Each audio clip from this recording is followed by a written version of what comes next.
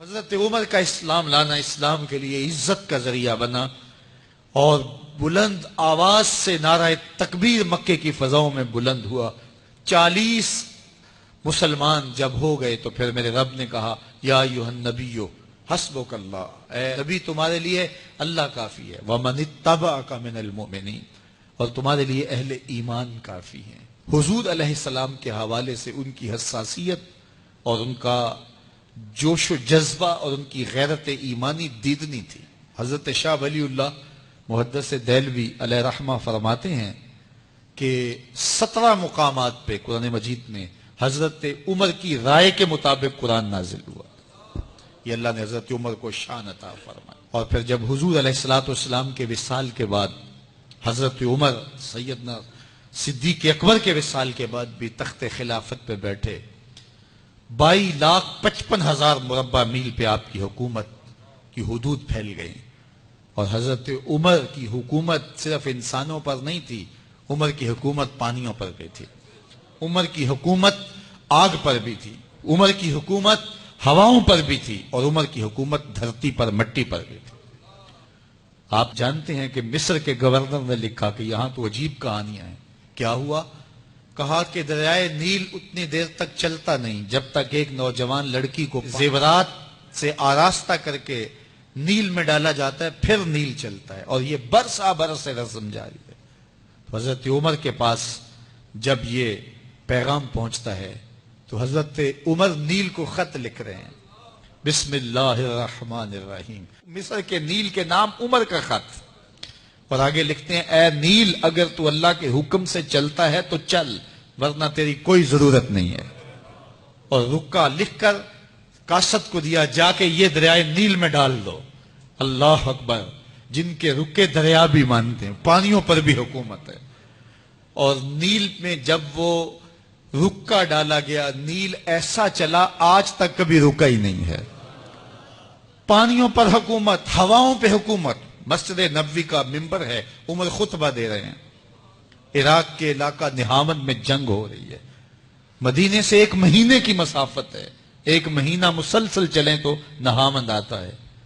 حضرت عمر خطبہ دیتے دیتے درمیان میں جملہ معترضہ کا، یا ساریہ الجبل، اے ساریہ پہاڑ نہ چھوڑنا۔ لوگ حیران ہیں کیا ماجرا ہوا کہ ہم سے مخاطبہ ہے، ساریہ نہاون میں ہے، اور کہا ساریہ پہاڑ نہ چھوڑنا۔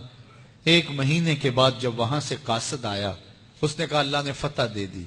کہا کیسے؟ کہا پہاڑ کو چھوڑ کر دشمن پر ٹوٹنے لگے تھے، آگے بڑھنے لگے تھے، ان پر حملہ آور ہونے لگے تھے۔ اچانک عمر کی آواز آتی، پہاڑ کو نہیں چھوڑنا، کیونکہ اگر ہم پہاڑ کو چھوڑ دیتے دشمن پیچھے سے حملہ آور ہونے کے لیے تیار کھڑا تھا۔ تو کہا بس ہم پہاڑ کو اپنی پشت پہ پھیر رکھا، اور اللہ نے اسی دن ہمیں فتح عطا کر دی۔ ہوائیں بھی ان کا پیغام پہنچاتی ہیں، پانی بھی ان کا حکم مانتے ہیں۔ اس زمانے میں فائر بریگیڈ سسٹم نہیں تھا، لیکن ایک آگ بڑھتی آ رہی ہے شہر کی طرف، لوگوں نے حضرت عمر کو بتایا، امیر المومنین آگ پھیلتی آگے بڑھتی چلی آ رہی ہے اور شہر کو اپنے قابو میں لینے والی ہے۔ عمر اپنی چادر اتارتے ہیں اور حضرت تمیم داری کو دیتے ہیں، کہا یہ چادر لے جاؤ اور ایسے ایسے کرو، آگ پیچھے بھاگتی چلی جائے گی۔ تو چادر ہلاتے جاتے ہیں حضرت تمیم داری، اور آگ پیچھے بھاگتی چلی جاتی۔ مٹی بھی حکم مانتی ہے۔ ایک لونڈی کھڑی رو رہی ہے راستے میں، کہا تجھے کیا ہوا؟ کہا ٹھوکر لگی، میرا تیل زمین میں بہہ گیا، میری مالکہ بڑی سخت ہے، وہ مجھے کہے گی تم نے یہ کیا کیا۔ عمر درہ زمین پہ مارتے ہیں، پھر الارض الم عادل علیک، زمین عمر نے تیری چھاتی پہ عدل نہیں کیا؟ تو عمر کے ہوتے ہوئے اس کا تیل پی جائے؟ زمین تیل باہر نکال دیتی ہیں، فرماتے ہیں ڈال لے اپنے برتن میں۔ تو یہ عمر کے ان کا حکم مٹی بھی مانتی ہے، ان کا حکم ہوائیں بھی مانتی ہیں، دریا بھی مانتے ہیں، ان کا حکم پانی اور آگ بھی مانتی ہے۔ وہ عمر، میرے حضور فرماتے ہیں ان الشیطان یفر من ذل عمر، میرا عمر وہ ہے جس کے سائے کو دیکھ کے شیطان بھی بھاگ جاتا ہے۔ حضرت عمر رضی اللہ تعالیٰ عنہ نے ایک بہترین نظم و نسق دیا اور امور سلطنت کو اس انداز سے منظم کیا۔ ایک غیر مسلم مفکر کہتا ہے اگر اس امت کو ایک اور عمر مل جاتا پوری دنیا پہ حکومت مسلمانوں کی ہوتی۔ ایک دن مسجد نبوی سے باہر حضور تشریف لا رہے تھے، دائیں ہاتھ میں حضرت ابو بکر کا ہاتھ تھا، بائیں میں حضرت عمر کا ہاتھ تھا، ایسے باہر کی جانب آ رہے تھے۔ دروازے سے کوئی بندہ داخل ہوا تو اس کو دیکھ کے حضور نے فرمایا ہا کازا نبعث یوم القیامہ، قیامت کے دن جب قبروں سے اٹھائے جائیں گے ہم ایسے ہی اٹھیں گے، میرے دائیں ہاتھ میں ابو بکر کا ہاتھ ہوگا، بائیں میں عمر کا ہاتھ ہوگا۔ اللہ اکبر۔ جے شک ہووی تے چل مدینے، جے شک ہووی تے چل مدینے، آ ویخ لے جوڑ مزاراں دا، بن یار نبی دیاں یاراں دا۔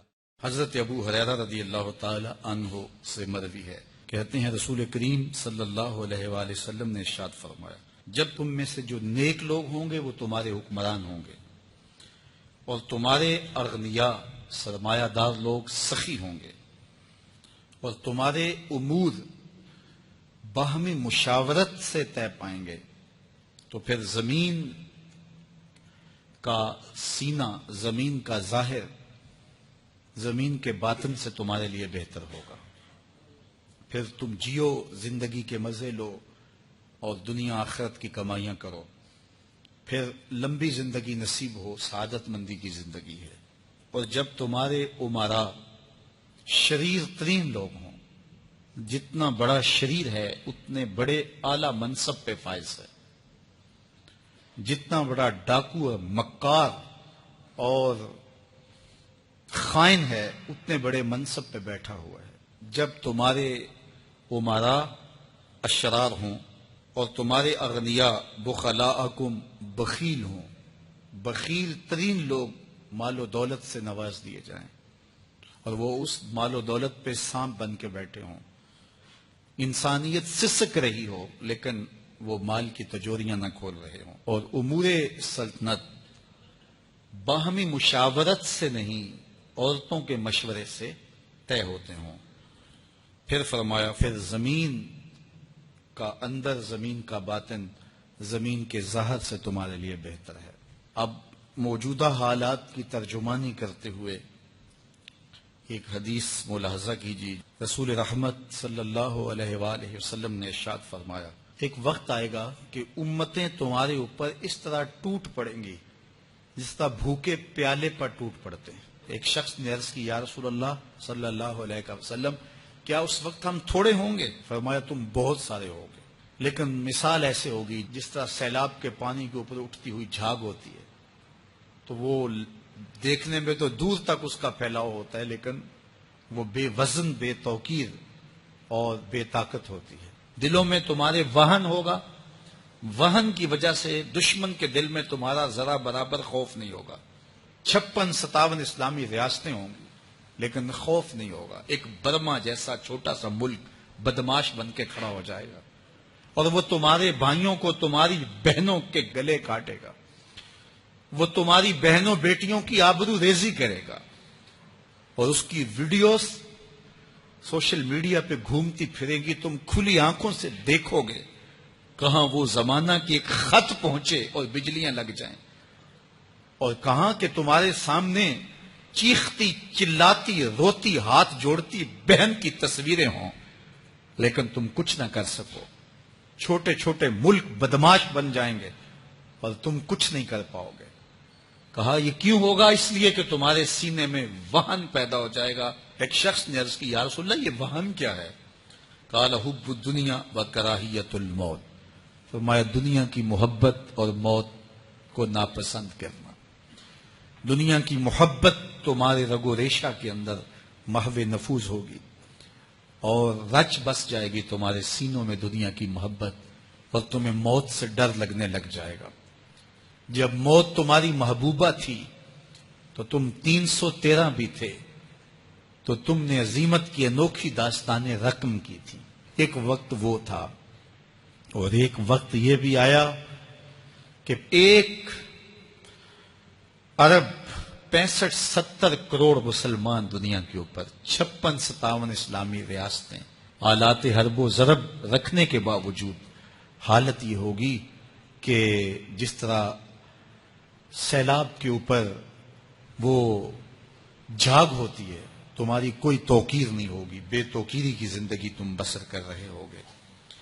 اللہ اکبر۔ اللہ تعالیٰ اپنے محبوب کریم صلی اللہ علیہ وسلم کا صدقہ امت کو اس مشکل سے نجات عطا کرے، اور پھر حضور نے قرب قیامت میں جو امت کے دوبارہ بانکپن اور عروج کی بشارتیں دی ہیں، اللہ ہمیں جلد ان کا مصداق بنائے۔ اب رکنا نہیں، اب تھمنا نہیں، فردوس میں جا کر دم لینا،